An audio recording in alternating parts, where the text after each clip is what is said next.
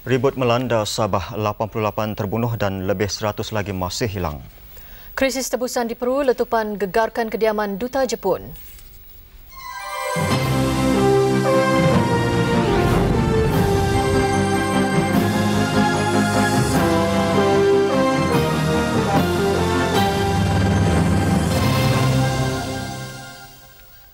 Lapan orang dilaporkan terkorban dalam kejadian ribut di pantai barat Sabah yang disifatkan terburuk dalam sejarah bencana alam negara. Jumlah itu dijangka meningkat kerana operasi mencari dan menyelamat masih berjalan. Anggaran itu juga berdasarkan laporan lebih 100 yang lain hilang, manakala lebih 3,000 penduduk kehilangan tempat tinggal. Kawasan yang dilanda ribut ialah pantai barat Sabah. Angin dilaporkan mencapai kelajuan sehingga 72 km sejam. Ribut yang disertai hujan lebat bermula kira-kira pukul 2 pagi dan berakhir 3 jam kemudian dianggap paling dahsyat melanda Kota Kinabalu setakat ini. Daerah yang terjejas Kota Kinabalu, Tuaran dan Keningau. Di Kota Kinabalu, antara bangunan yang rosak ialah Dewan Undangan Negeri Sabah. Visual ini dirakam kru kami pada pukul 12.30 hari selepas keadaan cuaca beransur reda. Turut terjejas bangunan Yayasan Sabah yang antara lain menempatkan Pejabat Ketua Menteri Datuk Yong Teck Lee. Tingkap kaca bangunan ini pecah akibat hentakan benda yang berterbangan. Stadium Likas turut mengalami kerosakan teruk. Selain bumbung, lampu stadium juga tumbang. Lalu lintas di bandar ini juga terkandas untuk beberapa jam. Ribut malam semalam juga mengakibatkan pokok dan tiang lampu serta telefon tumbang. Ada yang merentangi jalan raya. Kawasan bandar juga dipenuhi sampah sarap yang diterbangkan. Dan berikut ialah catatan rasmi mangsa ribut terbabit. Sehingga petang tadi, polis mengesahkan 88 mayat sudah ditemui. Sejumlah besar ditemui di Keningau, 4 di Kota Kinabalu, 4 di Tuaran dan 2 lagi di Papar. Setakat ini, mangsa yang sudah disahkan identitinya ialah Olivia Bungun, Lipah Johor dan Helen Damsa.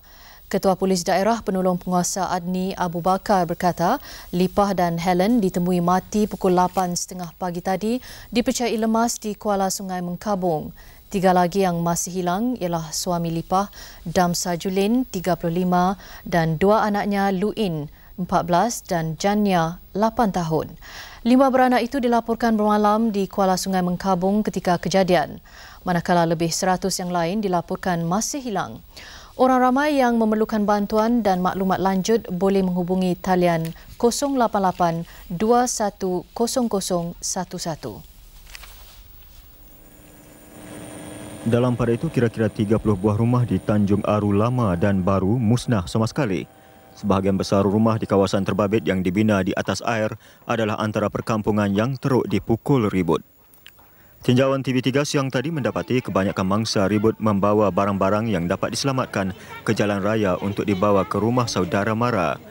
Menurut seorang penduduk, Ahmad Abu Bakar, 74 tahun dari kampung Tanjung Aru Lama, ia adalah ribut terbesar pernah dialaminya. Ribut ini mengikut pengetahuan saya cuma airlah yang mula-mula dalam masa jam 9 sehingga jam 12.30. Selepas itu angin pula yang mengikuti dari belakang, ombak, serta ombak dan angin bertiup sehingga jam 4.30 begitu. Itulah mengakibatkan banyak kerusakan rumah-rumah. Sementara itu, Ketua Kampung Tanjung Aru Lama, Ndin Othman, 56 tahun, berkata ia bermula dengan ombak besar kira-kira pukul 8 malam. Ia kemudian diikuti ribut kencang. Jumlah sebenar rumah yang musnah masih belum dapat ditentukan. Dalam 60 tahun di laut saya belum pernah takut. Baru ini kali saya merasa takut. Karena apa? Dulu saya punya rumah tahun 83 karena ombak laut. Tapi saya tidak takut. Sekarang saya punya cucu sudah banyak, saya takut. Pak Cik Ahmad sudah takut sekarang. Pak Cik Ahmad belum tidur lagi. Minta maaf. Itu saja saya pikir. Ini yang paling besar? Ya, ini paling besar. Paling kuat. Sekarang mana rumah kami ada lagi misi. Barang semua tinggal, tapi jembatan tidak ada. Satu kayu pun tidak tinggal. Macam mana? Itu kerajaan punya, tahulah. Kalau dia boleh tolong, kayu sikit-sikit boleh juga. Kalau tidak, apa mau buat? Mangsa kini menumpang di masjid dan rumah saudara mara. Ada di antara mereka membuat pondok untuk berteduh sementara. Rumah kita roboh juga? Ya, roboh sudah. Habis? Ada tinggal sedikit lagi lah. Ya. Ya. Jadi apa yang sempat selamatkan? Barang-barang dah ada sedikit juga. Ya. Selamatkan. Yang lain tu habis lah. 2 kali sudah saya kena begini, Bay ini. Itulah kadang-kadang itu ngangam pukul 8.45 begitu kejadian. Jadi aku lari pergi surau. Tahu-tahu aku mau balik angkat barangku sudah putus jembatan. Jadi tidak boleh bergaya lagi. Tunggulah sampai rubuh rumah itu. Jadi sampai sekarang lah baru aku tarik barang-barangku keluar. Sementara itu, Ketua Menteri Sabah Datuk Yong Teck Lee mengarahkan bilik gerakan bencana alam negeri dan daerah dibuka serta-merta bagi membantu mangsa. Katanya bilik gerakan di peringkat daerah perlu bekerjasama dengan ibu pejabat di Kota Kinabalu bagi menangani sebarang kecemasan. Selain tinjauan ini, beliau turut menaiki helikopter untuk meninjau kawasan nahas lain. Datuk Yong menyifatkan kejadian ini antara yang terburuk melanda Sabah. Sementara itu, lebih 1,000 lagi mangsa terpaksa berteduh di 3 pusat penempatan sementara. Lebih 500 mangsa ditempatkan di Dewan Masyarakat Inanam, 400 di Dewan Serbaguna Likas, manakala 139 lagi di Dewan Masyarakat Tanjung Aru. Kebanyakan mangsa adalah penduduk sekitar Tanjung Aru, Likas, Inanam dan Menggatal. Tempat berteduh sementara ini juga mengalami gangguan bekalan elektrik yang terputus akibat ribut Greg. Turut melawat mangsa ahli Dewan Undangan Negeri Kawasan Inanam, Datuk Stephen Kutai. Ini adalah malapetaka paling buruk melanda Sabah. Setakat ini ribut tropika Greg selaju 72 km sejam sudah mengorbankan 60 nyawa dan mengakibatkan lebih 2,000 orang hilang tempat tinggal. Orang ramai khususnya di pantai barat Sabah perlu berwaspada kerana ribut tropika ini dijangka berterusan untuk 1 atau 2 hari lagi. Sementara itu, lebih 30 mangsa dari Pulau Gaya kelihatan menanti pengangkutan ke jeti pelabuhan Kota Kinabalu untuk dihantar ke Dewan Masyarakat Likas. Seorang mangsa, Abidin Ajak, yang mengusaha bot pelancong berkata, angin kencang sudah dirasai sejak 4 petang semalam. Angin pun kuat, ombak pun kuat. Pada ketika itu saya hantar pelancong ke Pulau Mamutik. Jadi setelah saya hantar pelancong dah balik tu, angin pun semakin kuat, ombak pun semakin besar. Sampailah ke malam. Jadi semua bot-bot kecil pun yang mana tak sempat lari, di sinilah yang mana yang sempat lari menyelamatkan diri, dia pergi berlindung di Guyana, belakang Guyana. Jadi pada pukul 9 malam bertambah dahsyatlah keadaan, semakin dahsyat. Daerah Keningau adalah yang paling buruk terjejas akibat ribut itu. Usaha mencari dan menyelamat juga menghadapi kesukaran kerana perhubungan termasuk komunikasi terputus. Berikut ialah rakaman visual amatur nahas di daerah itu. Laporan terakhir menyebut jumlah mangsa di daerah Keningau ialah 78 orang. Gerakan mencari dan menyelamat masih berjalan. Mangsa adalah penduduk dari 14 kampung yang terletak di tebing sungai. Sungai berkenaan ialah Sungai Pampang, Sungai Bayayau, Sungai Liawan dan Sungai Sinagang. Jumlah rumah yang dihanyutkan arus deras dianggarkan 500 buah di 9 kampung sepanjang 4 batang sungai terbabit. Kesemua mayat dihantar ke Hospital Daerah Keningau untuk dibedah siasat. Mangsa dipercayai mati akibat rumah ditimpa pokok atau dihanyutkan arus deras. Ketua Menteri Datuk Yong Teck Lee menyifatkan nahas di daerah ini sebagai yang paling serius. Beliau membuat tinjauan dari udara petang tadi. Laporan awam menyebut 50 buah rumah di sepanjang Sungai Pampang di Keningau dihanyutkan arus deras. Laporan terkini menyebut keadaan banjir petang tadi sedang surut dan tiupan angin juga beransur reda. Keadaan cuaca itu memudahkan usaha mencari mangsa. Dalam perkembangan berkaitan, Jurucakap Lembaga Pelabuhan Sabah SPA Sahid Nawab Khan berkata semua operasi di Pelabuhan Kinabalu dekat Tanjung Lipat dihentikan serta-merta sehingga pagi esok. Katanya banyak kerosakan berlaku terutama pada kapal yang berlabuh. Bagaimanapun nilai kerosakan masih belum diketahui. Mengenai beberapa kapal dan bot tunda yang tenggelam, beliau menjelaskan kapal terbabit bukan di bawah pengawasan pelabuhan kerana ia belum berlabuh. Sementara itu, Syarikat Telekom Malaysia STMB ketika dihubungi berkata beberapa kawasan di pantai barat pendalaman dan pantai timur Sabah terputus perhubungan telefon. antaranya pusat bandar dan sekitar Kota Kinabalu, Keningau, Sandakan, Tenom dan Beaufort. Ini berikutan kabel putus selepas ditimpa pokok. Gangguan talian juga dialami kerana kesesakan di ibu sawat STMB di Kota Kinabalu. Kejadian itu juga menyebabkan sebahagian besar pantai barat Sabah terputus bekalan. Jurucakap Lembaga Elektrik Sabah LLS berkata bekalan dijangka pulih dalam masa 1-2 hari. Dalam pada itu, Jabatan Kaji Cuaca meramalkan ribut Greg yang melanda Sabah dan bergerak ke arah timur perlahan-lahan akan menjadi semakin lemah. Ketua pengarahnya Dr. Lim Joo Teek bagaimanapun menasihatkan penduduk pantai barat Sabah terutama Kudat dan Sadakan agar berwaspada sehingga tengah hari esok. Menurut Dr. Lim, pusat kekuatan ribut Greg bertiup kencang pada pukul 6.30 pagi tadi.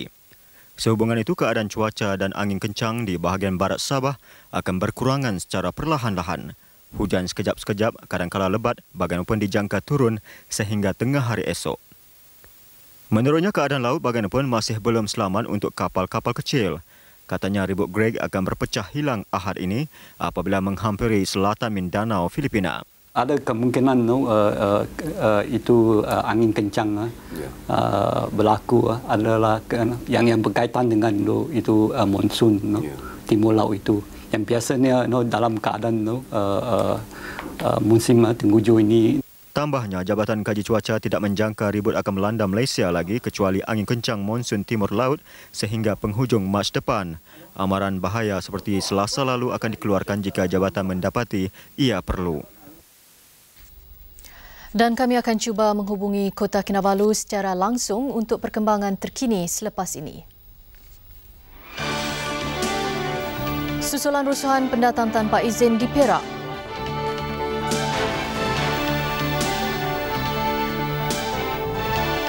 Mangsa didera nenek didakwa pernah dibenam ke dalam air.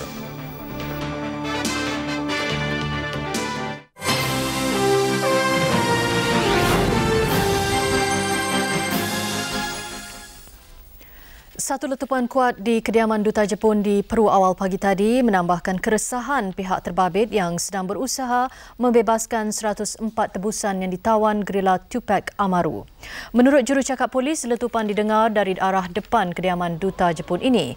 Sehingga kini belum ada maklumat lanjut mengenai letupan terbabit. Laporan sebelum ini mengatakan gerila MRTA mengikat diri dengan bahan letupan. Mereka turut dilengkapi senjata automatik dan penangkis kereta kebal. Selain itu, pihak gerila juga menanam periuk api sekeliling kawasan berkenaan. Krisis tebusan Peru masuk hari ke-9 hari ini tanpa tanda-tanda kebuntuan dalam rundingan dapat diatasi.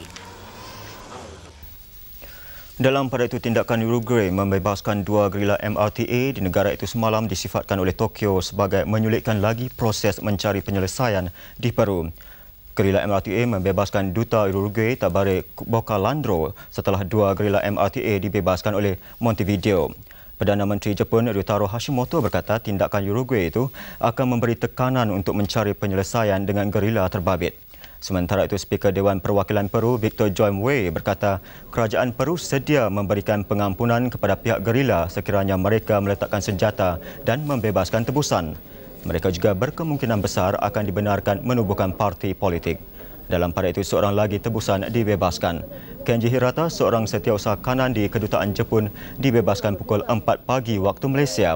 Beliau dibebaskan atas sebab kesihatan. Masih ada 103 tebusan daripada 8 negara berada dalam tawanan pihak gerila. Di sekitar kediaman Duta Jepun, warga Peru menyalakan lilin melambangkan sokongan kepada tebusan.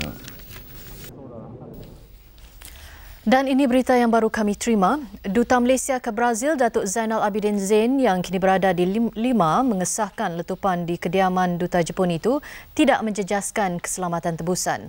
Beliau berkata Duta Malaysia ke Peru, Ahmad Mohtar Selat yang masih dalam tawanan disahkan selamat bersama tebusan lain. Menurut Datuk Zainal, beliau mendapat pengesahan itu daripada Pegawai Palang Merah Antarabangsa ICRC. Beliau berkata letupan yang kedengaran pada pukul 1.43 pagi waktu Peru hanyalah letupan kecil dan tidak menjejaskan keselamatan tebusan. Dalam pada itu, Menteri Luar Datuk Abdullah Ahmad Badawi yang tiba di Lima tengah hari tadi dijangka mengadakan pertemuan dengan Presiden Alberto Fujimori secepat mungkin. Pegawai Malaysia di Lima pula menggandakan usaha bagi mendapatkan pembebasan segera Ahmad Mohtar Selat. Datuk Zainal berkata pelbagai usaha dilakukan bagi tujuan itu. Saya mengucapkan Datuk Zainal Abidin berkata demikian ketika dihubungi melalui telefon dalam rancangan Malaysia Hari Ini MBCI terbitan TV3. Pemangku Menteri Luar Datuk Abu Hassan Omar menjadi tetamu rancangan ini. Kami di sini sememangnya bekerja keras untuk mendapatkan kebebasan duta kita ke Peru ini. Ya. Dan juga kami bersungguh-sungguh berusaha untuk supaya beliau dibebaskan secepat yang mungkin. Ya. Perdana Menteri Datuk Seri Dr. Mahathir Mohamad mengarahkan Menteri Besar Selangor Tan Sri Muhammad Taib menyediakan laporan lengkap berhubung kes penahanannya di Australia atas tuduhan gagal mengisytiharkan wang berjumlah 2.5 juta ringgit. Timbalan Pengerusi Perhubungan UMNO Selangor, Datuk Abu Hassan Omar berkata keputusan itu disampaikan kepada Tan Sri Muhammad sendiri oleh Pegawai Kanan Pejabat Perdana Menteri. Saya dimaklumkan oleh Mak Berhormat Tan Sri Datuk Muhammad Taib bahawa Yang Mak Berhormat Perdana Menteri berkendakkan satu laporan yang lengkap daripada beliau. Jadi pada masa ini Tan Sri Muhammad sedang menyediakan laporan lengkap dan akan berjumpa dengan Yang Mak Berhormat Perdana Menteri sekembalinya beliau ke negara kita tak berapa lama lagi. Jadi bermakna bahawa saya percaya apa juga keputusan yang akan dibuat oleh Yang Mak Berhormat Perdana Menteri adalah berdasarkan kepada laporan yang akan dikemukakan oleh Tan Sri Muhammad Taib. Sebelum ini, Tan Sri Muhammad ada menghubungi timbalannya 2 kali selepas kes penahanannya dilaporkan oleh media tempatan. Tan Sri Muhammad antara lain meminta Datuk Abu Hassan mengadakan perjumpaan dengan anggota Perhubungan UMNO Negeri. Dan dalam pertemuan yang diadakan semalam, Perhubungan UMNO Selangor mengambil keputusan untuk menyatakan sokongan kepada Tan Sri Muhammad dan menyerahkan kepada Perdana Menteri untuk membuat keputusan. Perhubungan UMNO Selangor juga berhasrat menemui Datuk Seri Dr. Mahathir. Ahad lalu, Tan Sri Muhammad ditahan di Brisbane, Australia ketika cuba membawa keluar wang bernilai 2.5 juta ringgit. Parti sendiri, are you aware that he's carrying 2.5 million to go to Australia? Itu saya tak sadar. Saya tak dapat maklumat yang dia pergi. Jadi you yourself, sir? I mean, are you aware that he's gone to Australia carrying that amount of money? I don't know about the money, but kita tahu dia pergi Australia lah. Datuk Abu Hassan juga berkata beliau tidak bertanyakan Tan Sri Muhammad mengenai wang itu dan tidak pula diberitahu mengenainya sewaktu perbualan telefon mereka. Ya, duit dia lah. Dia kata duit dia? Duit dia. Duit dia? Dia kata duit dia? Ya, dia nak duit beli belah. Duit dia beli belah. Dalam pada itu, Badan Perhubungan UMNO Selangor yang diketuai setiausahanya Datuk On Ismail tengah hari tadi menemui Ketua Setiausaha Sulit di Jabatan Perdana Menteri Datuk Aziz Ismail bagi menyerahkan kenyataan berhubung pendirian badan berkenaan terhadap Tan Sri Muhammad. Beliau diiringi ahli jawatan kuasa badan berkenaan Datuk Zakaria Muhammad Derus dan Setiausaha Akhbar kepada Tan Sri Muhammad Nasir Jantan. Kandungan kenyataan ini antara lain menyatakan sokongan kuat Badan Perhubungan Negeri Selangor terhadap Tan Sri Muhammad dan menyerahkan kepada Perdana Menteri yang juga Presiden UMNO untuk membuat keputusan. Dia dah terima dia akan beritahu pada PM lah yang kita buat ni. Yang kedua, kita minta supaya Datuk Aziz menyampaikan kepada Perdana Menteri dan Presiden Parti di mana Badan Perhubungan UMNO Selangor nak jumpa. Sementara itu, penerbangan Malaysia ketika dihubungi mengesahkan Tan Sri Muhammad mempunyai tempahan tiket pulang ke ibu negara dari Auckland, New Zealand 30 Disember ini. Beliau akan singgah di Singapura dan dijadual tiba lewat petang hari yang sama. Turut sama dalam jadual penerbangan itu ialah isterinya Puan Sri Rohani Asbi dan anak perempuan mereka Nuraini Muhammad. Pilihan Raya Kecil Dewan Undangan Negeri Kelantan kawasan Pulai Condong 6 Januari ini menyaksikan pertandingan 1 lawan 1 antara calon Barisan Nasional BN dan PAS. Calon BN bekas Timbalan Pengurus Besar Lembaga Kemajuan Kelantan Selatan Kesedar Yusof Hamzah akan ditentang calon PAS Zulkifli Mamat. Zulkifli, bekas pensyarah ITM, tiba di Pusat Penamaan Calon Pejabat Tanah dan Jajahan Machang untuk menyerahkan borang pencalonan pukul 9.20 pagi. Manakala Yusof yang diiringi 5,000 penyokong BN mengemukakan borang pencalonannya pukul 10.09 pagi. Antara yang mengiringi calon BN ini ialah pemimpin BN Pusat dan Negeri termasuk Timbalan Pengurusi Badan Perhubungan UMNO Kelantan Datuk Anwar Musa serta beberapa menteri besar dan ketua menteri. Proses penamaan calon yang bermula 9 pagi ditutup 2 jam kemudian. Tiada bantahan diterima apabila tempoh bantahan berakhir pukul 12.30 tengah hari. Pengumuman rasmi nama kedua-dua calon itu dibuat oleh Pegawai Pengurus Pilihan Raya Muhammad Yusof Noor yang juga Ketua Jajahan Machang. Dengan ini, calon-calon yang sah bertanding di dalam bahagian pilihan raya ini adalah seperti berikut. Yang pertama, Cik Yusof alias Yusof bin Hamzah, Barisan Nasional. Yang kedua, Zulkifli bin Mamat, PAS. Pengundian akan diadakan pada 6 hari bulan Januari. Pilihan raya kecil ini diadakan berikutan kematian anggota Dewan Undangan Negeri kawasan berkenaan, Kapten Besara Muhammad Nur Ahmad pada 4 Disember lalu. Dengan pencalonan itu, kempen bagi memastikan kemenangan calon masing-masing bermula secara rasmi. Sebaik saja Suruhanjaya Pilihan Raya mengumumkan nama yang akan bertanding 6 Januari depan, kedua-dua calon mula berkempen. Ketika ditemui, kedua-dua calon menjanjikan visi mereka sekiranya dipilih. InsyaAllah sekiranya saya diberi kepercayaan oleh rakyat, tugas saya yang pertama ialah meneruskan dasar yang telah dibentuk oleh kerajaan. Dan penerusan itu menjadi tanggungjawab saya sebagai wakil rakyat, sebagai ahli kepada kerajaan. Dan yang keduanya ialah untuk mengharmonikan masyarakat melalui pendekatan Islam. Raja berazam untuk membela masyarakat dalam kawasan Dun Pulai Condong sesuai dengan satu kawasan luar bandar untuk merealisasikan slogan kita untuk menjadikan luar bandar sebagai kawasan maju dan menarik dan indah. Berlainan pula pemimpin parti masing-masing. Mereka lebih banyak melemparkan tuduhan dan kecaman antara satu sama lain. Pada saya, kenyataan yang telah dikeluarkan oleh pemimpin PAS merujuk kepada perkataan mendiang adalah merupakan suatu penghinaan daripada seorang pemimpin yang kononnya untuk berjuang menegakkan Islam. Tetapi pada masa yang sama, pemimpin ini boleh mempermain-mainkan orang Islam lain. Ya, nak kata apa? Takkan nak kata Allah yarham lah.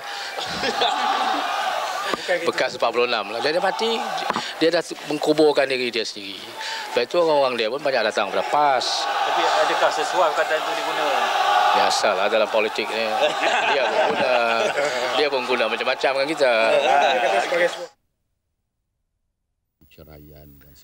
Dalam pada itu, polis mengingatkan Barisan Nasional dan PAS supaya mendapatkan permit terlebih dahulu sebelum mengadakan ceramah umum menjelang pilihan raya berkenaan.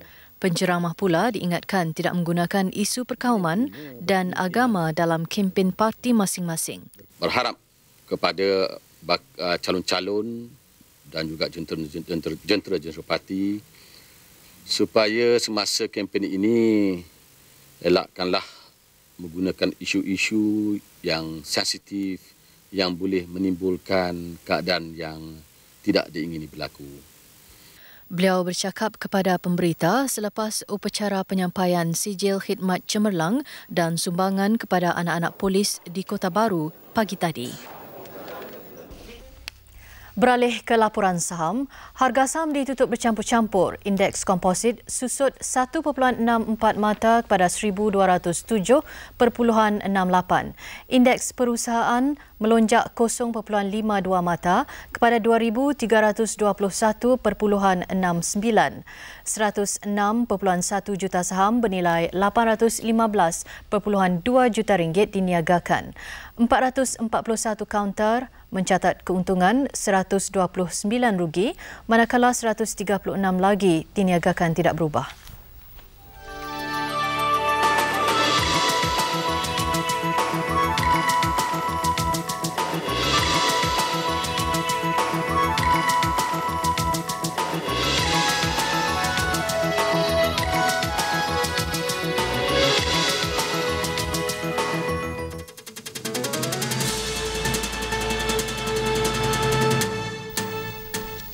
Di pasaran tukaran asin, ringgit ditutup rendah berbanding dolar Amerika. Disenaraikan nilai ringgit berbanding beberapa mata wang utama dunia.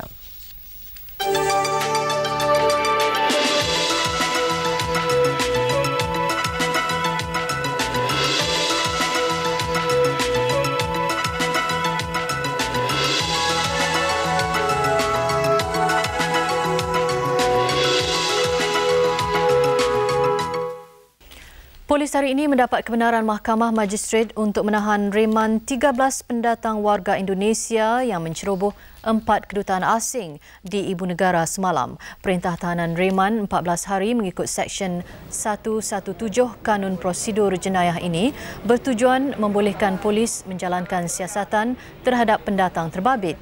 Dalam kejadian semalam, 13 pendatang tanpa izin ini dikatakan menceroboh beberapa pejabat kedutaan asing di Jalan Ampang. Kedutaan terbabit ialah Perancis, Belanda, Sweden dan pejabat Suruhanjaya Tinggi British. Kebanyakan mereka yang berasal dari Aceh mendakwa sebagai aktivis pembebasan wilayah berkenaan daripada Indonesia. Dalam pada itu, 8 orang masih enggan berganjak daripada kawasan kedutaan Switzerland dan Belanda sejak pukul 9 pagi semalam sehingga mendapat perlindungan politik kedutaan berkenaan. Polis tidak mengambil sebarang tindakan sehingga memperolehi kebenaran kedutaan terbabit. 4 daripada mereka berkemah di kedutaan Switzerland, manakala 4 lagi di kedutaan Belanda. Timbalan Menteri Dalam Negeri Datuk Megat Junid Megat Ayub semalam menyelar tindakan warga negara jiran itu. Katanya adalah mustahil untuk memberikan suaka politik kerana di Aceh kini tidak berlaku perang saudara. Sementara itu di Ipoh, polis sedang menyiasat pendatang tanpa izin dari Aceh yang bertindak liar di kem tahanan sementara Langkap, Perak 2 hari lalu. Menurut Ketua Polis Perak Datuk Muhammad Siddiq Muhammad Ali, siasatan akan menentukan sama ada tindakan akan diambil ke atas mereka secara individu atau berkumpulan. Dalam kejadian pagi Selasa lalu, 53 daripada pendatang asing yang ditahan di kem ini merusuh bagi menghalang pemindahan mereka ke tempat lain sebelum dihantar pulang ke negara asal. Kejadian itu menyebabkan seorang anggota polis cedera dan dihantar ke hospital untuk mendapatkan rawatan. Yang tentang kes itu, tetap kita akan menyiasatlah. Pasal adanya berlaku kekasaran terhadap anggota polis. Memang kita menyiasatlah tentang kes itu.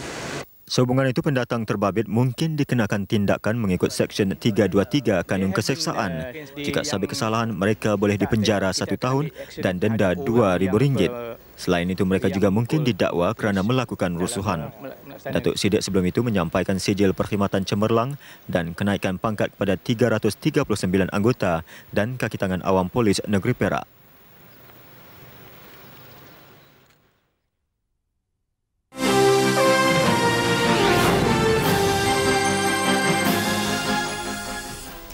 Ya, untuk mengikuti perkembangan lanjut tragedi ribut pantai barat Sabah, kita bersama Timbalan Pengurusi Jawatan Kuasa Bencana Alam Sabah, Datuk Ignatius Bantoy. Datuk Ignatius kini berada di bilik gerakan bencana. Ya, Datuk, boleh dengar saya di sini? Boleh Datuk berikan jumlah mangsa setakat ini? Beginilah, yang mangsa-mangsa menjadi mangsa angin ribut bagi overall lah 9, 1 di Papar, 4 orang di Kota Kinabalu dan 4 orang di Tuaran. Inilah yang terlibat menjadi mangsa oleh kerana angin kencang lah. Manakala laporan yang kita juga monitor berkenaan banjir di daerah Kiningau yang telah pun mengakibatkan 56 orang mati. Dan sementara itu ada lagi 100 orang masih belum dipasti di manakah mereka. Dan kampung-kampung yang telah dilanda banjir di Kiningau ialah 8 buah, berhampiran ataupun bersekitaran dengan sungai-sungai Pampang, Sungai Liawan, Sungai Bayayo dan Sungai Sinagang. Dan laporan juga telah diterima 3 buah jambatan di daerah itu telah hanyut, perhubungan terputus di antara Kiningau dan Nabawan, dan juga perhubungan jalan raya antara Kota Kinabalu dan Tambunan juga terputus. Jadi sementara waktu pihak kami telah pun monitor keadaan banjir di Keningau, telah memperolehi 2 buah helikopter dari TUDM dan sedang bertindaklah menjalankan operasi menghadapi banjir, termasuklah menyelamatkan mangsa-mangsa yang telah dilaporkan hilang. Sementara waktu di bahagian pantai di Kota Kinabalu, maklumat lanjut tentang kerusakan, pertama sekali rumah-rumah yang telah ditiup angin sedang dibuat. Di Paroli, di kawasan Tuaran pula, kita telah menerima laporan 721 buah rumah telah juga terlibat dengan tiupan angin. Dan seperti mana yang saya terangkan, 5 orang telah pun menjadi mangsa terlibat dalam bencana alam ini. Semua jawatan kuasa bencana alam di Kota Kinabalu, di Tuaran dan di Keningau telah pun mengadakan mesyuarat masing-masing tergempar dan telah menggerak segera jatra untuk menghadapi dan membantu mangsa-mangsa bencana alam sedemikian. Setakat ini kami sedang monitorlah keadaan, tetapi mengikut lamaran cuaca ataupun apa yang diperhatikan pada hari ini, keadaan cuaca cerah, tiada hujan dan angin pun tiada sementara waktu. Sekian. Ya, Datuk Ignatius. Adakah kerajaan negeri cukup kaki tangan untuk menangani ini? Tidak ada masalah. Semua pegawai yang terlibat telah pun digerakkan melalui menghidup ataupun menggerak semua jawatan kuasa bencana alam di daerah ketiga daerah, dan telah menggerak semua pihak-pihak yang terlibatlah menghadapi bencana alam.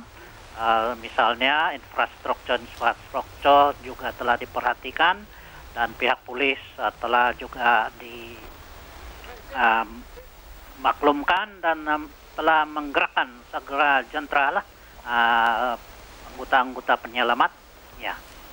Ya. Terima kasih Datuk Ignatius. Itu tadi Datuk Ignatius Bantoy, Timbalan Pengerusi Jawatan Kuasa Bencana Alam Sabah. Berita seterusnya, lebih 100 orang termasuk 8 kanak-kanak dikejarkan ke Hospital Kangar awal pagi tadi kerana dipercayai keracunan makanan. Mereka mengadu sakit perut dan muntah-muntah selepas menghadiri majlis kenduri di Kampung Bunga Semas, Simpang 4 Perlis tengah hari semalam. 80 daripada mangsa keracunan makanan ini dirawat di wad Hospital Kangar, manakala bakinya menerima rawatan sebagai pesakit luar. Mereka yang dimasukkan ke wad membabitkan 43 lelaki dan 37 wanita berusia di antara 10 dan 60 tahun. Keadaan mereka kini dilaporkan stabil. Menteri Besar Datuk Seri Syahidan Kassim turut melawat mangsa yang dirawat di hospital ini. Keracunan itu dipercayai berpunca daripada kerabu kerang dan sayur rebung yang dihidangkan di majlis kenduri berkenaan. Sementara itu, pakar perunding perubatan Hospital Kangar, Dr. S. Nanda Kumar berkata pihaknya sudah mengambil contoh makanan terbabit untuk diuji bagi menentukan punca keracunan. Difahamkan kerang yang dihidangkan pada majlis kenduri itu dibeli dari juru Pulau Pinang, manakala rebung berkenaan dibeli dari Thailand. Kerabu kerang rasanya sebab saya tak makan banyak yang lain lah. Lepas makan tu rasa macam mana? Mula sakit perut biasa, ingatkan sakit perut biasa kan. Lepas tu lama-lama memang sakit perut sangat kan, teruk kan. Tu datang hospital. Kau tu kan nori makan ni di rumah lah. Lepas tu tengah hari balik-balik pukul 8 malam rasa ni modok perut kan. Tu senak mula-mula muntah cirit semua kali ya. Pasangan suami isteri yang meninggalkan 6 anak mereka hampir sebulan di sebuah rumah pangsa ditangkap mengaku bersalah di Mahkamah Magistrate Muar hari ini atas tuduhan mengabaikan anak mereka tanpa jagaan sempurna. Magistrate Ridwan Abdul Rahman menetapkan 20 Januari ini sebagai tarikh menjatuhkan hukuman. Pasangan ini, Mustaqim Karim, bekas anggota tentera, dan Rajimah Ismail dibawa ke mahkamah pukul 12.30 hari tadi. Sebelum ini mereka ditahan reman selama 10 hari selepas ditahan dalam sebuah kereta di Gombak 2 minggu lalu. Magistrate Rizwan juga menetapkan ikat jamin RM3,000 setiap seorang. Pendakwaan dilakukan Ketua Inspektor Rahim Dolmat.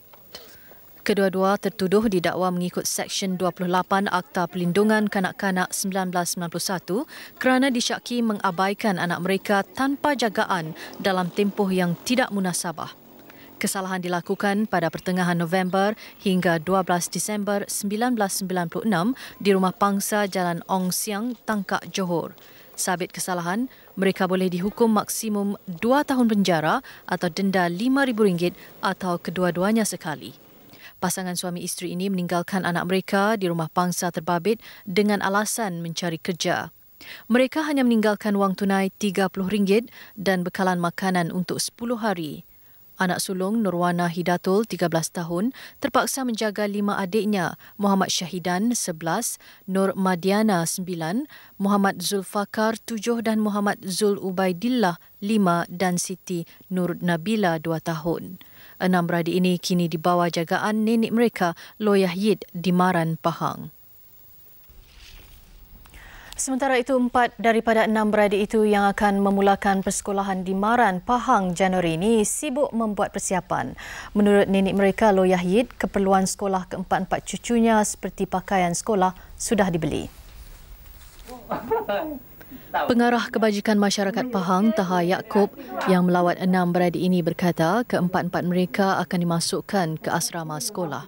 Kita Jabatan Kebajikan dah luluskan bantuan AM daripada Jabatan Kebajikan Masyarakat Negeri sebanyak RM175 sebulan kepada keluarga ni, dan kita akan memulakan bantuan pada bulan Januari ni. Di samping itu, dari segi perbelanjaan sekolah, kita meluluskan bantuan persekolahan kepada keempat-empat. Nurwana, 14 tahun, akan dimasukkan ke asrama sekolah menengah kebangsaan Maran. Manakala Muhammad Syahidan, 12 tahun, Nur Madiana, 10 dan Muhammad Zulfakar, 8 tahun, ke asrama sekolah kebangsaan Kuala Wau, Maran.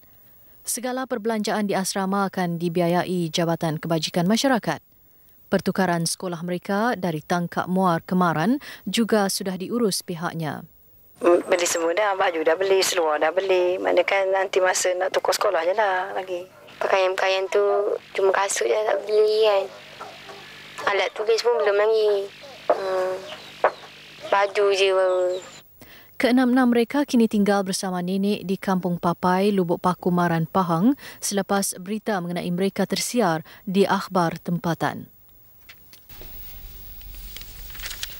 Lagi mengenai bencana ribut di Sabah, bangunan Yayasan Sabah di Likas yang rosak dilanda ribut malam semalam disahkan masih selamat untuk digunakan.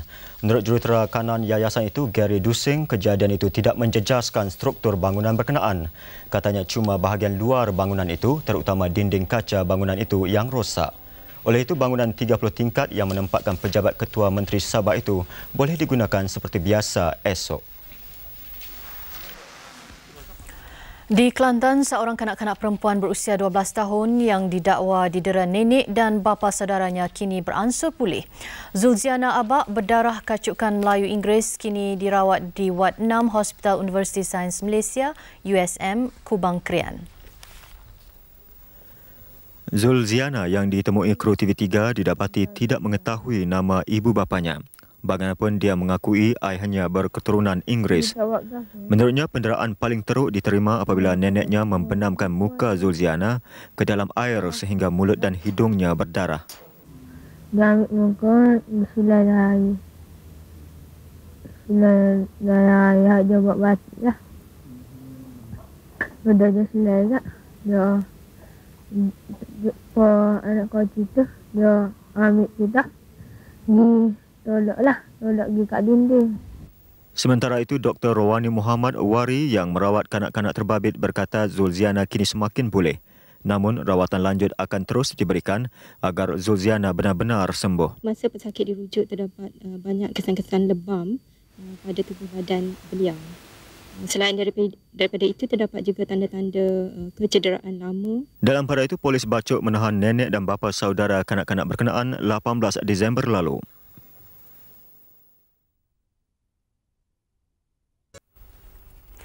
Tindakan anggota Parlimen Korea Selatan meluluskan undang-undang buruh yang baru bukan sekadar dibidas pembangkang, malah bakal mencetuskan mogok lapar lebih 1 juta ahli kesatuan sekerja. Mogok akan tetap dilaksanakan walaupun amaran keras dikeluarkan. Tindakan Parlimen meluluskan rang undang-undang berkenaan dianggap sekadar menguatkan kedudukan majikan. Bagaimanapun, pengurusi Parti Korea Baru, Lee Hong-koo, bertegas supaya rang undang-undang itu diluluskan. Pemimpin Parti Pembangkang Kim Dae-jung dan Kim Jong-pil pula mengumumkan akan bergabung menentang kelulusan itu. Ahli Kesatuan Terbabit terdiri daripada pekerja pengeluar kereta dan kapal layar. Mereka dijangka mula melancarkan mogok pukul 8 pagi esok waktu tempatan. Pakar ekonomi meramalkan pasaran saham akan terjejas. Ia dibuktikan dengan bilangan pengangkutan untuk mengantar barangan ekspor semakin berkurangan. Sementara itu, di Dhaka, beratus-ratus penyokong bekas Perdana Menteri Bangladesh Begum Khalida Zia bertempur dengan polis membantah tuduhan rasuah ke atas pemimpin berkenaan. Kekecewaan tercetus baik saja Khalida kembali dari Arab Saudi menjalani rawatan perubatan semalam. Dalam kejadian ini, beberapa penunjuk perasaan cedera parah. Bagaimanapun, gas pemedih mata yang dilepaskan ke arah penyokong Khalida berjaya mengawal keadaan. Dakwaan terhadap Khalida dikeluarkan Biro Anti Rasuah 22 Disember lalu. Pemimpin Parti Nasionalis Bangladesh itu didakwa menyalahgunakan kuasa ketika pemerintahannya dengan melantik orang kuat partinya memegang jawatan penting dalam perkhidmatan polis. Khalida sebaliknya menduduh kerajaan Liga Awami pimpinan Perdana Menteri Sheikh Hasina menipu rakyat. Sejak pertempuran meletus di antara penyokong kedua-dua belah pihak, beratus-ratus orang dilaporkan terkorban. Dalam era kemajuan teknologi internet, sebuah syarikat komputer Mesir memperkenalkan perisian yang dapat memenuhi kehendak umat Islam khususnya di rantau Asia Barat. Menjelang tahun baru, penduduk Arab akan dapat memanfaatkan halaman internet berbahasa Arab apabila terciptanya perisian dalam tulisan Jawi. Turut diperkenalkan halaman Al-Quran yang boleh didapati dalam pelbagai bahasa termasuk Inggeris, Perancis, Turki dan tidak ketinggalan bahasa Melayu. Ia adalah hasil penyelidikan beberapa saintis di syarikat perisian Sakhir Mesir yang dibiayai sebuah syarikat dari Kuwait. Kanak-kanak kini boleh mempelajari Al-Quran di depan komputer berbanding kaedah tradisional iaitu dengan menghadiri kuliah di masjid. Turut dipasarkan adalah Al-Quran dalam bentuk CD-ROM, rancangan agama, sejarah, geografi dan matematik.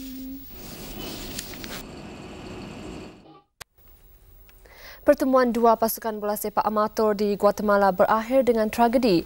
Dua pemain terbunuh manakala seorang lagi cedera parah apabila peminat yang menyaksikan perlawanan itu melepaskan tembakan. Perlawanan malang itu adalah pertemuan klub Atletico di Mexico menentang River Plate. Penonton yang datang dikatakan melepaskan tembakan ketika River Plate menjaringkan gol sendiri. Seorang pemain mati di tempat kejadian manakala seorang lagi di Hospital Roosevelt. Pemain yang mati adalah dari klub Atletico di Mexico yang dikenali sebagai Moses Avendana Luna, 22 tahun dan Juan Miguel Angel Chiguchon Sal, 28 tahun. Polis sudah melakukan tangkapan terhadap Ruben Corrado, 26 tahun, dipercayai terbabit dalam kejadian itu. Tragedi itu berlaku hanya 2 bulan selepas 87 orang mati di Guatemala dalam keadaan penuh sesak ketika mahu menyaksikan perlawanan kelayakan Piala Dunia.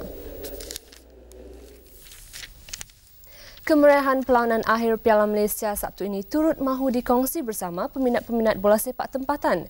Justru tidak hairanlah jika ada yang sanggup menunggu dari pagi dan berbaris berjam-jam lamanya untuk mendapatkan tiket perlawanan. Wartawan Zahari Ali meninjau keadaan ketika membeli tiket di Stadium Shah Alam pagi tadi. Lebih 5,000 peminat berbaris hampir 3 jam untuk mendapatkan tiket yang berharga RM20 dan RM50. Hujan renyah yang turun pagi tadi tidak menjejaskan semangat mereka untuk menyaksikan perlawanan kemuncak bola sepak negara. Bagaimanapun tidak kurang juga yang hilang sabar sementara menunggu kaunter dibuka jam 12 tengah hari. Otters queue up in the rain. I mean, if they open up at 10, if the long queue is understandable, right? Diorang dah umumkan kat TV, kat Sokabo, kat radio semua umumkan. Itu yang saya datang awal nak ambil tiket ni. Kalau tak ambil tiket nanti melepas rugilah. Dijual lagi awal lagi bagus. Pukul 8 lebih kurang lagi bagus kan. Nanti orang beli lebih balik rumah. Tunggu sini apa pasal? Tunggu jugalah. Nak beli punya tiket punya pasal, tunggu. Sehingga pukul 6 petang tadi, sebanyak 42,000 tiket daripada 67,000 yang disediakan habis dijual. Baki 25,000 tiket lagi akan dijual esok dan Jumaat bermula jam 10 pagi tempat yang sama. Menjelang peranan akhir Piala Malaysia ke-29 Sabtu ini, Selangor dan Sabah sudah bersedia untuk berentak bagi menentukan juara piala berprestij itu. Selangor berbekalkan sokongan padu penyokong tempatan dan pasukan paling kebal pada pertandingan ini, manakala Sabah pula tidak mahu mengalah dengan Piala Liga dan pemain muda menjadi azimat mereka. Di samping itu, kedua-dua pasukan mempunyai misi tersendiri.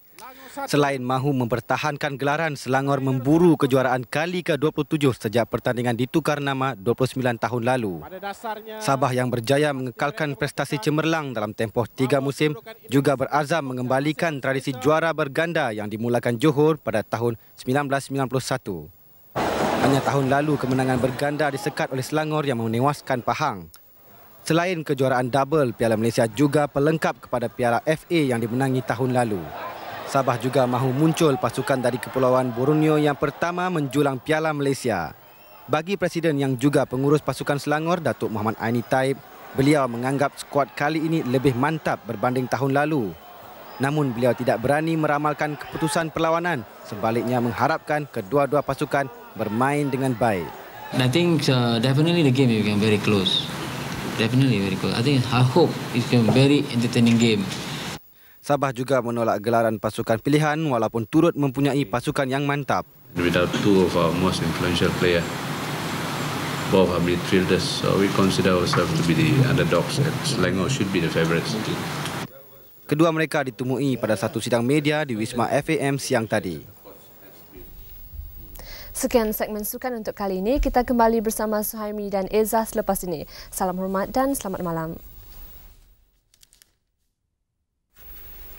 Kejadian ribut di pantai barat Sabah. Satu kebakaran dilaporkan berlaku di Sabah petang tadi dipercayai akibat litar pintas. Kita hubungi wartawan kami di Kota Kinabalu untuk laporan lanjut. Hello Ghazali. Halo ya. Halo, jadi apakah laporan terbaru di Kota Kinabalu?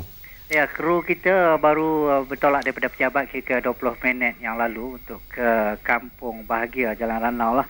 Setelah pihak bomba menghubungi TV3 yang ada berlaku kebakaran di kampung tu yang dipercayai daripada litar pintas lah. Tapi setakat ini belum disahkan lagi sama ada ya daripada litar pintas ataupun tidak. Jadi selain pada itu? Selain daripada itu, beberapa kawasan di sekitar Kota Kinabalu ni terpaksa bergelap lah akibat terputus bekalan. Bagaimana yang dilaporkan tadi, banyak pokok tumbang dan menimpa talian elektrik. Jadi terima kasih Ghazali. Okey, sama. Itu tadi laporan Ghazali di Kota Kinabalu, Sabah. Susulan pergaduhan membabitkan kumpulan Rap for You to See dan kru Scope Production di Tasikpaya Bungur, Kuantan Sabtu lalu.